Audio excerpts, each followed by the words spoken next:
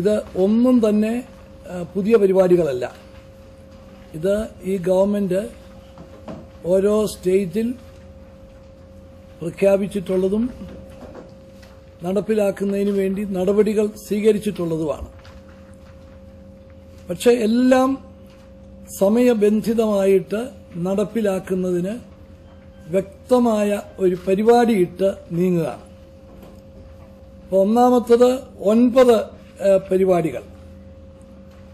ആ 9ഉം കേരളത്തിന്റെ സ്വപ്ന പദ്ധതികളാണ്. അനേക വർഷങ്ങളായിട്ട് പറഞ്ഞുകൊണ്ടിരിക്കുന്നത്. 3 വർഷം കൊണ്ട് ഈ ഗവൺമെന്റിന് ഈ കാര്യങ്ങളിൽ കുറെ ചെയ്യാൻ സാധിച്ചു. ഇപ്പം നമുക്ക് തന്നെ ഒരു ആത്മവിശ്വാസമുണ്ട്.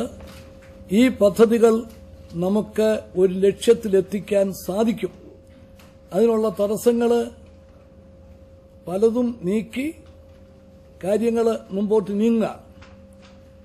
അതിനും പ്രത്യേകിച്ച് ആ 9 പദ്ധതിക്കകത്ത് നമ്മുടെ ട്രാൻസ്പോർട്ട് രംഗത്ത് എല്ലാം ഐറ്റംസാണ്.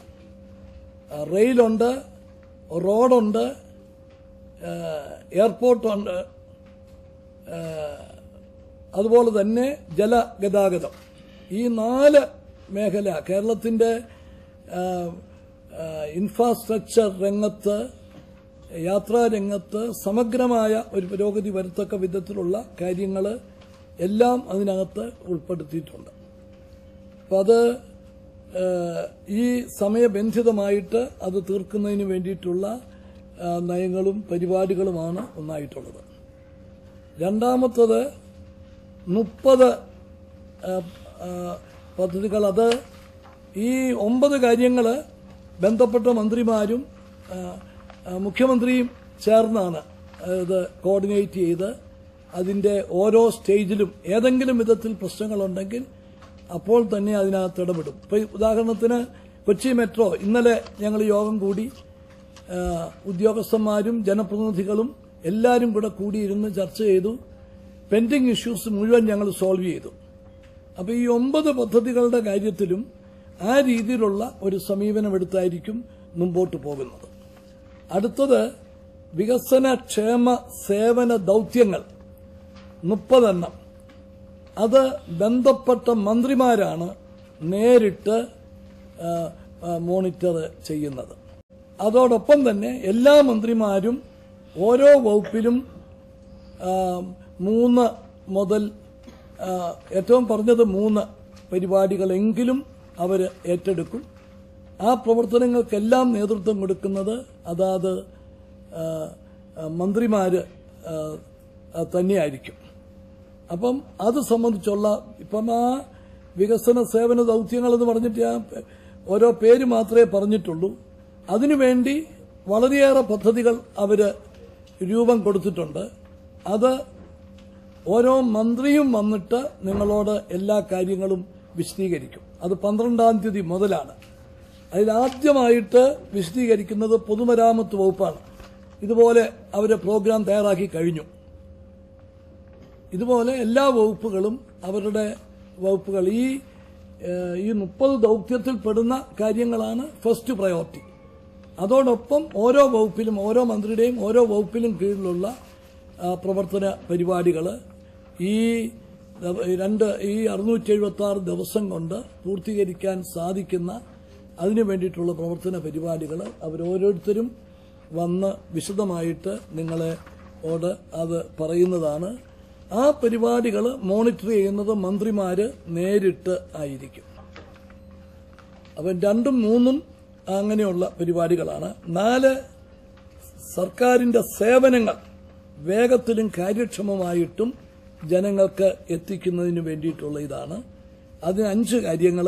1, സേവന അവകാശ നിയമം കൂടുതൽ വിപുലമായിട്ട് കൂടുതൽ ഏരിയയിലേക്ക് വ്യാപിപ്പിച്ചുകൊണ്ട് നടപ്പിലാക്കും. ഈ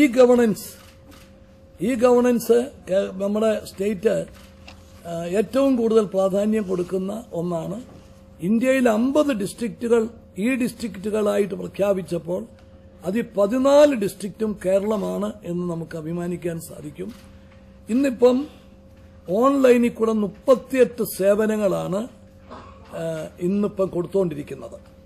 അത് 4 മാസത്തിനുള്ളിൽ 130 സേവനങ്ങളായിട്ട് വർദ്ധിപ്പിക്കും. ഈ സാമ്പത്തിക വർഷം തീരുമ്പോൾ ഓൺലൈനിൽ കൂടി ജനങ്ങൾക്കും ജീവനക്കാർക്കും കിട്ടുന്ന സേവനങ്ങളുടെ എണ്ണം 400 വർദ്ധിപ്പിക്കാൻ സാധിക്കും. അപ്പോൾ ഈ ഗവേണൻസിൽ കൂടെ ഏറ്റവും കാര്യക്ഷമമായി ജനങ്ങൾക്ക് സേവനങ്ങൾ എത്തിക്കുന്നതിന്, ഓൺലൈൻ എത്തിക്കുന്നതിന് വേണ്ടിയിട്ടുള്ള പരിപാടി, അതിന്റെ ഇൻഫ്രാസ്ട്രക്ചർ മുഴുവൻ പൂർത്തിയായി. ഇനിയും അത് ഓരോന്നും അത് ഇംപ്ലിമെന്റ് ചെയ്താൽ മതിയെന്നുള്ള സ്റ്റേജിലാണ്. അതുകൊണ്ട് ഇപ്പം 38, 4 മാസത്തിനകം അത് 130, ഈ സാമ്പത്തിക വർഷം തീരുമ്പോഴേക്കും അത് 400 വർദ്ധിപ്പിക്കും. കെട്ടിക്കിടക്കുന്ന ഫയൽ തീർപ്പാക്കുന്നതിന് ഒരു പരിപാടിക്ക് നമ്മൾ രൂപം കൊടുത്ത് അതിന്റെ പ്രവർത്തനം ആരംഭിച്ച് കഴിഞ്ഞിരിക്കുകയാണ്. അപ്പം അതും ഏറ്റവും ഫലപ്രദമായ രീതിയിൽ തീർക്കാനായിട്ട് ശ്രമിക്കും. 4-മത്തത് റൈറ്റ് ടു ഹിയറിംഗ്, ഒരു പുതിയ നിയമം നമ്മൾ കൊണ്ടുവരാൻ പോവുകയാണ്. രാജസ്ഥാനില് നടപ്പിലാക്കിയിട്ടുള്ള ഒരു നിയമമാണ്. ഒരു പരാതിക്കാരൻ പരാതിയായി വന്നാൽ അദ്ദേഹത്തെ കേൾക്കുന്നതിന് അദ്ദേഹത്തിനുള്ള അവകാശം, ബന്ധപ്പെട്ട ഉദ്യോഗസ്ഥര്, മന്ത്രിമാര് ഒക്കെ കേൾക്കുന്നതിനുള്ള അവകാശം, അത് രാജസ്ഥാനില് അങ്ങനെ ഒരു നിയമം കൊണ്ടുവന്ന് ജനങ്ങൾക്ക് ആശ്വാസകരമായ രീതിയിൽ അത് നടപ്പിലാക്കുന്നു എന്ന് മനസ്സിലാക്കുന്നു. അപ്പം സേവന അവകാശ നിയമത്തോടൊപ്പം റൈറ്റ് ടു ഹിയറിംഗൂടെ വേണം എന്നാണ് നമ്മുടെ വിലയിരുത്തൽ. അങ്ങനെയെങ്കിൽ അതിനുവേണ്ടി പുതിയ നിയമം അത് തയ്യാറായിക്കൊണ്ടിരിക്കുകയാണ്. റൈറ്റ് ടു ഹിയറിംഗ് അത് കൊണ്ടുവരും. അതോടൊപ്പം ഭരണ സാമ്പത്തിക അധികാരങ്ങളുടെ ലഘൂകരണം, ഇന്നത്തെ ഈ കോംപ്ലിക്കേറ്റഡ് ആയിട്ടുള്ള പല കാര്യങ്ങളിലും അത് വളരെയേറെ ലഘൂകരണം അത്യാവശ്യമായിട്ടുണ്ട്. ഈ സർക്കാർ സേവനങ്ങൾ വേഗത്തിലും കാര്യക്ഷമമായും നടത്തുന്നതിന്റെ പൂർണ്ണമായിട്ടുള്ള അതിന്റെ ചുമതല ചീഫ് സെക്രട്ടറിയുടെ നേതൃത്വത്തിൽ ഉദ്യോഗസ്ഥന്മാരായിരിക്കും. അത് അവര് ക്യാബിനറ്റിന് റിപ്പോർട്ട് ചെയ്യും. അതിന്റെ പ്രോഗ്രസ് ചീഫ് സെക്രട്ടറിയാണ് അതിന്റെ മുഴുവനായിട്ടുള്ള കാര്യങ്ങളൊക്കെ മോണിറ്റർ ചെയ്യുന്നത്. 5-മത്തത് ആസൂത്രണ ബോർഡിന്റെ നേതൃത്വത്തിലുള്ള പദ്ധതികൾ. 7 കാര്യങ്ങൾ ഇന്നിപ്പം പറഞ്ഞിട്ടുണ്ട്. ആ 7 കാര്യങ്ങളും നമ്മുടെ പദ്ധതി ഏറ്റവും കാര്യക്ഷമതയോടെ അതിന്റെ പ്രവർത്തനങ്ങൾ മുമ്പോട്ട് നീക്കുന്നതിന് സഹായകരമായ രീതിയിൽ, അതുപോലെ തന്നെ ത്രിതല പഞ്ചായത്തുകൾക്കൊക്കെ ഇന്ന് അനുഭവപ്പെടുന്ന ബുദ്ധിമുട്ടുകൾ ഒഴിവാക്കാൻ സഹായിക്കത്തക്ക വിധത്തിലൊക്കെ ഉള്ള പരിപാടിയാണ് ഇപ്പം ആവിഷ്കരിച്ചിട്ടുള്ളത്.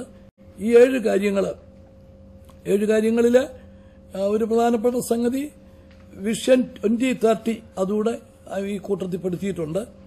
അതുൾപ്പെടെ ഉള്ള 7 കാര്യങ്ങൾ. അതിന്റെ പൂർണ്ണമായ ചുമതല ആസൂത്രണ ബോർഡ് വൈസ് ചെയർമാനായിരിക്കും. അദ്ദേഹത്തിന്റെ നേതൃത്വത്തിൽ പ്ലാനിംഗ് ബോർഡ് ആ പ്രവർത്തനങ്ങൾക്ക് നേതൃത്വം നൽകുന്നതാണ്.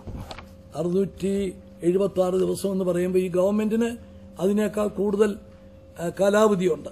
പക്ഷേ ഇലക്ഷന്റെ കോഡ് ഓഫ് കോണ്ടക്ട് വരുന്ന ഇതുകൂടെ കണക്കിലെടുത്തുകൊണ്ടാണ് കുറെ ടൈം ഇങ്ങോട്ട് ഇട്ടുകൊണ്ടാണ് ഈ പരിപാടിക്ക് രൂപം കൊടുത്തിരിക്കുന്നത്. അത് എല്ലാവരും അവരുടെ ഒരു ഉത്തരവാദിത്വ ബോധത്തോടുകൂടി ഒരു മുമ്പോട്ട് പോകുന്നതിന് വേണ്ടിയിട്ടുള്ള ഒരു ഗൈഡ് ലൈൻസാണ് ഈ പരിപാടി കൊണ്ട് ഉദ്ദേശിക്കുന്നത്. അത് ഏറ്റവും ഫലപ്രദമായ രീതിയിൽ നടപ്പിലാക്കാൻ സാധിക്കും എന്ന് പ്രതീക്ഷിക്കുന്നു.